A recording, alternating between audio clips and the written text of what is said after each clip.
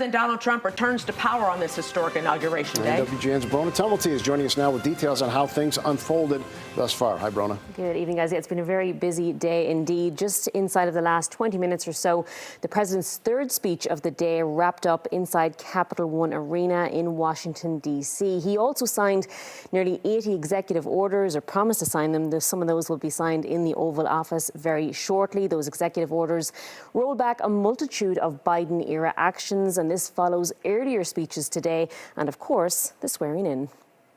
I, Donald John Trump, do solemnly swear that I will faithfully execute the office of President of the United States the office of President of the United States and will, to the best of my ability, preserve, protect, and defend the Constitution of the United States. So help me God. So help me God. Congratulations, Mr. President. Donald Trump is now the 47th President of the United States, sworn in this morning, promising to act promptly and declaring the golden age of America begins now. From this moment on, America's decline is over. He spoke on returning the country to being greater, stronger and more exceptional than ever before, whilst vowing to confront a crisis of trust between citizens and Congress. We will be working to meet every crisis with dignity and power and strength.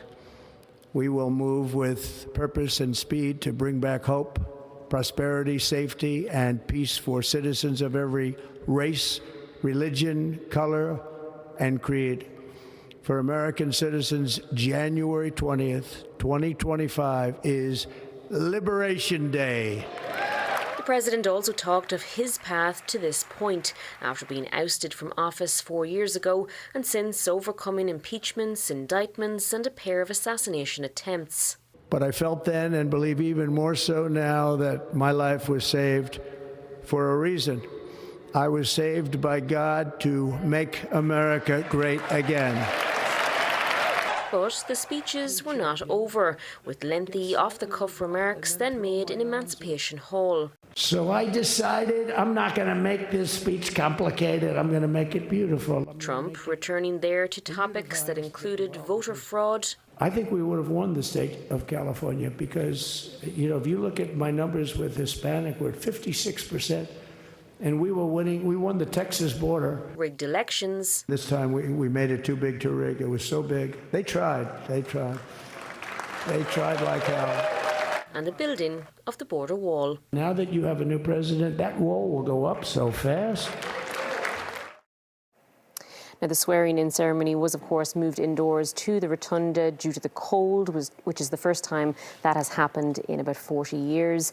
President Trump did just make an appearance at the Capital One Arena. Those speeches just wrapped up, and there are a trio of balls to attend tonight, so lots of celebrations still to come in D.C. Micah Ray.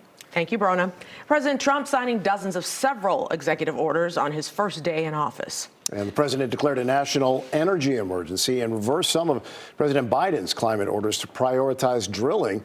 And he's rolling back protections for transgender people. But the majority of his executive orders focused on immigration. The president taking aim at his predecessor as he declares a national emergency at the southern border and prepares to send the military there.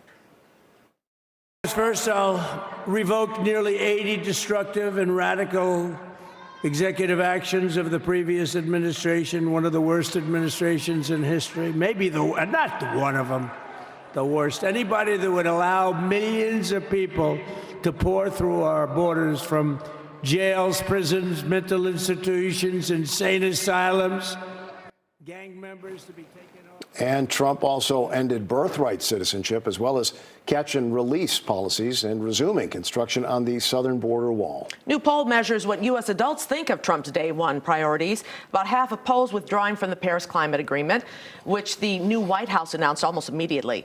Many don't support the new president's approach to energy production, which involves increasing oil drilling on federal lands. 4 in 10 oppose it. Most also don't support changing birthright citizenship.